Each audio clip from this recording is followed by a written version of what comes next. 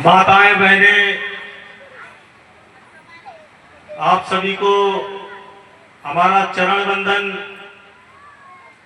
हमारे पूतातुल्य बुजुर्ग लोग, आप लोगों को चरण वंदन।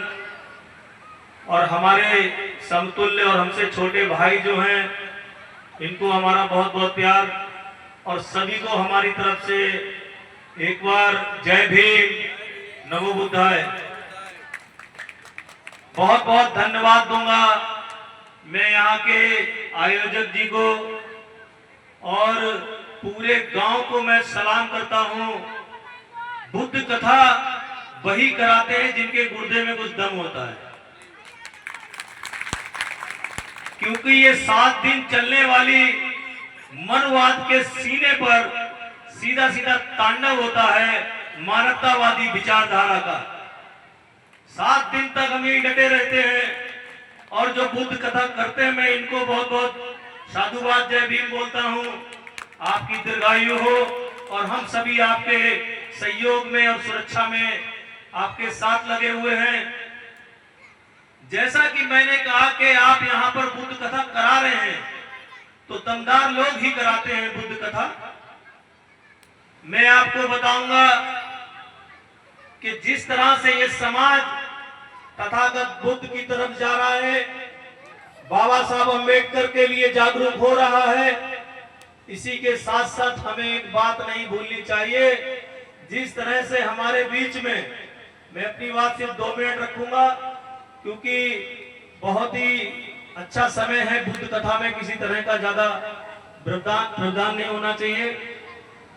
जिस तरह से साहब कांसीराम जी ने तथागत बुद्ध का सम्मान करते हुए, बाबा साहब अम्बेडकर के विचारों का सम्मान करते हुए, हमारे उससे पहले तमाम महापुरुषों का जो आंदोलन रहा उसको अपने कंधे पर लेकर के चले, तो उन्होंने ये देखा कि ये समाज जो है ये बहुत डरा हुआ समाज है।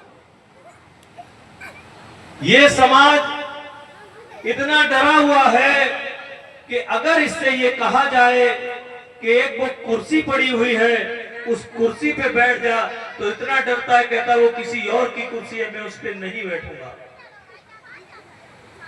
साहब कांसीराम जी ने जो समाज में जो कार्य चल रहे हैं, तथागत बुद्ध की जो विचारधारा है, बाबा साहब अम्बेडकर का जो सपना है, और हमारे पहले के महापुरुष रहे, उनकी विचारधारा को जब आगे बढ़ाया, तो उन्होंने कहा कि इस विचारधारा के साथ साथ हमें शासक भी बनना है, क्योंकि बाबा साहब अम्बेडकर ने संविधान में ये लिखा है कि राजा का बेटा अब राजा नहीं होगा, अब रानी के पेट से राजा पैदा नहीं होगा।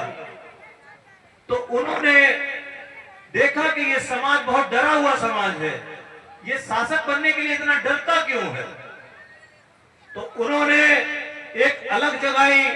जैसे मैं अभी आप सब लोगों से पूछूं कि वर्तमान में बीजेपी की सरकार है, और आप लोगों से ये कहा गया कि बीजेपी संविधान को खत्म कर देगी, ऐसा है? ऐसा डर आपको लगता है कि वो संविधान खत्म कर देगी? कहते हैं कि हमारी नौकरियां छीन लेंगे, लेकिन मैं ये भरोसा दिलाता हूं आपको कि जिस तरह से साहब कांसीराम जी ने कहा कि कांग्रेस की गवर्नमेंट हमारा क्या छीन लेगी, क्या बिगाड़ लेगी, हमें इस पे ध्यान नहीं देना है, हमें इस देश का शासक बनना है, हमें इस पे ध्यान देना है। और उत्तर प्रदेश में बहन कुमारी मायावती जी के रूप में हमें उन्होंने शासक बनाया, और हमने 4 बार इस प्रदेश में सरकार चलाई। हमें फिर से उस विचारधारा पे काम करना है। साहब जयप्रकाश जी के मैं साथ में रहता हूं, जिन्होंने अपना घर परिवार छोड़ा हुआ है, उन्होंने कहा है कि जब साहब कांसीराम जी ने हमें आप लोगों की ताकत के दम पर, आप लोगों का जब डर निकला, तो हमें उत्तर प्रदेश में शासक बना के दिया, तो हम उनकी औलादे हैं। हम इस पूरे देश में लोगों को ये बताएंगे कि जो भी आपके पास आए और ये कहे कि बीजेपी आपका संविधान बदल देगी और आपकी नौकरी छीन लेगी, तो उनसे बस इतना ही कहना है कि हमें संविधान का डर ना दिखाओ, हमें नौकरी जाने का डर ना दिखाओ। बीजेपी क्या बदल देगी, क्या क्या नहीं बदल देगी, हमें उससे कोई लेना देना नहीं है। हम इस भारत देश में अपना प्रधानमंत्री बना के रहेंगे और इस देश के पूरे देश के शासक बन के रहेंगे। हमें इस पे ही अपना ध्यान लगाना है। बहुत बहुत धन्यवाद सभी का। बहुत अच्छा प्रोग्राम है। मैं चाहता हूं कि ये प्रोग्राम आगे बढ़े और इसका मैं भी लुत्फ उठाऊं। और वास्तव में मैंने पहले भी कहा है कि बुद्ध कथाएं वही कराते हैं जिनके गुर्दों में दम होती है। बहुत बहुत धन्यवाद, साधुवाद। जय भीम, जय भारत।